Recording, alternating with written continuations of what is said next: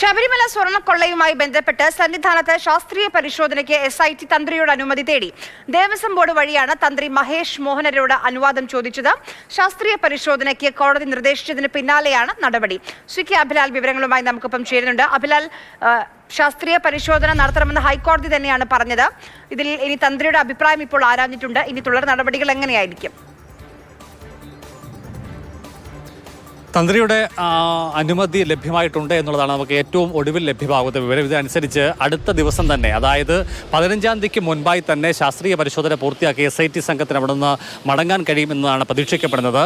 Devaswom board തന്ത്രിക്ക് നൽകിയ കത്തിൽ തന്നെ ഇതുമായി ബന്ധപ്പെട്ട കൃത്യമായ സൂചനകളുണ്ട്. അതായത് SITയുടെ ഭാഗത്തുനിന്നുള്ള അപേക്ഷ പരിഗണിച്ചുകൊണ്ട് അനുമതി നൽകിക്കൊണ്ട് ദേവസ്വം ബോർഡ് നൽകിയ കത്തിൽ പറയുന്നത് 15-ാം തീയതിക്ക് മുൻപായി നടപടിക്രമങ്ങൾ പൂർത്തിയാക്കേണ്ടതുണ്ട് എന്നുള്ളതാണ്. കാരണം ശബരിമല മണ്ഡലകാല തീർത്ഥാടനത്തിനായി 16-ാം തീയതി വൈകുന്നേരം ശബരിമല നട തുറക്കുകയാണ്. അതിനു മുൻപായി 15-ാം തീയതിയെങ്കിലും നടപടിക്രമങ്ങൾ പൂർത്തിയാക്കണം എന്നുള്ളതാണ് SITക്ക് ദേവസ്വം ബോർഡ് നൽകിയിട്ടുള്ള നിർദ്ദേശം. അതിൻ്റെ അടിസ്ഥാനത്തിലാണ് കത്ത് ഫോർവേഡ് ചെയ്യപ്പെടുകയും തന്ത്രിയുടെ അനുമതി തേടുകയും ചെയ്തിട്ടുള്ളത്. തന്ത്രി അതിന് സമ്മതം അറിയിച്ച പശ്ചാത്തലത്തിൽ ഒരുപക്ഷേ അടുത്ത 3 ദിവസങ്ങൾക്കുള്ളിൽ നടപടികൾ ഉണ്ടാകും എന്ന് തന്നെയാണ് കണക്കാക്കപ്പെടുന്നത്.